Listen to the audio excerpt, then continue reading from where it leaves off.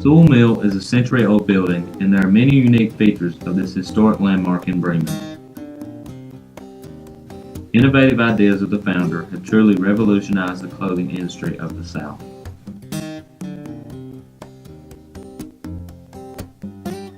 Hello, welcome to Sewell Mill, Haralson County's first multi-purpose community center. You're standing in a building that was built in 1908. It was one of the first buildings actually built in Bremen, Georgia.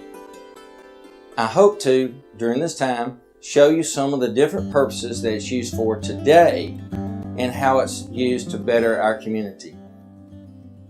This is the original site of the building. This is the entrance actually. In 1908, it was started as a cotton producing association. It's where they brought cotton in, they processed the cotton, and then they brought the cotton directly down to the railroad system, which was the way of transportation back in those times, and they shipped it out all across the country.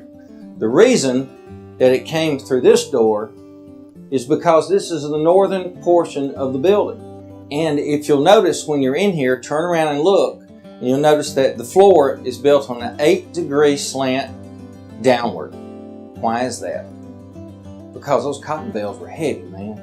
And people had to push them downhill, and so having a little grade put into it made it that much easier. We're standing in the Artisan Crossroads. Now this section of the building is designed to bring in the different cultural arts and festivals that we may have that we can enjoy as a community. You'll be seeing different artists from time to time bring their exhibits up here. And we may have other events, puppet shows, singings, whatever we may decide to do. It's all designed to bring some fun, bring some laughter and enjoyment to our community, and an appreciation for the arts. Here you're taking a look at Warren Palmer Sewell. He was born in the 1800s on a little farm in Graham, Alabama. And like most young people, he had hard work, pushing the plow, farming for his mom and dad.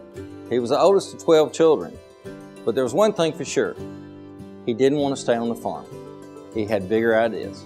So he left the farm and went to Atlanta and actually came back to this region and started traveling around in a horse and buggy selling buttons for a merchant.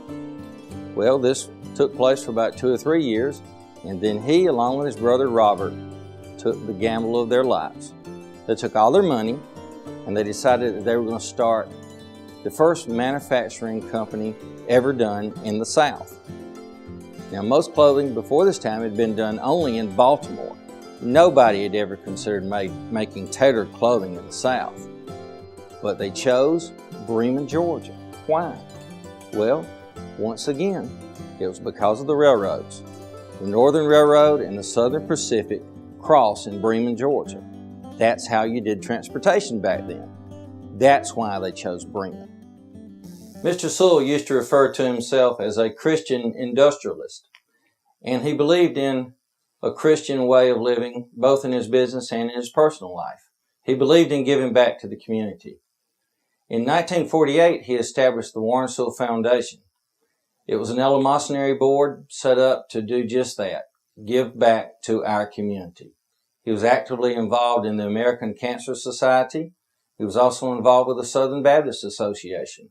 He was a regular tither, and one of his sayings was, "I don't want to die, and the Lord come to me and find any of His money in my pocket."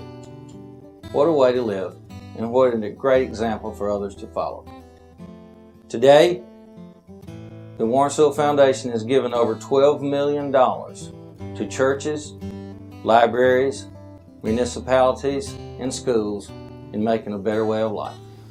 Sewell Manufacturing Company. Well, hello, Mr. Belk. How you doing? We can take care of that. How many you want? 10 suits? Okay. How many sport coats? Okay. And blazers? Okay. We'll take that. We'll take care of that for you. We'll have it out tomorrow afternoon. How about that? Sounds good. Thanks for calling. So that's how it was done. In 1918, they began. Soon after World War I started. So they made garments for the military. Once the war was over, they went back to civilian manufacturing, and it started to grow. Between then and World War II, Granddaddy grew the business, but he also helped other people start their businesses. There were as many as 12 other manufacturing companies started in the vicinity of Haralson County. And actually, in 1965, 7 out of every 10 suits that a man had on his back came from this area. Isn't that amazing? Our production at that time were 15,000 garments a week, just in the Sewell Company alone, and we employed over 3,000 people. Bremen was truly the clothing industry of the South. So what did Granddaddy know about making tailored clothing? Not a whole lot. They did it the old-fashioned way, through trial and error. But after a few trials and errors, on September 19th, 1918, 6 years after the Titanic went down, Grandfather made the first tailored clothing garment made in the South.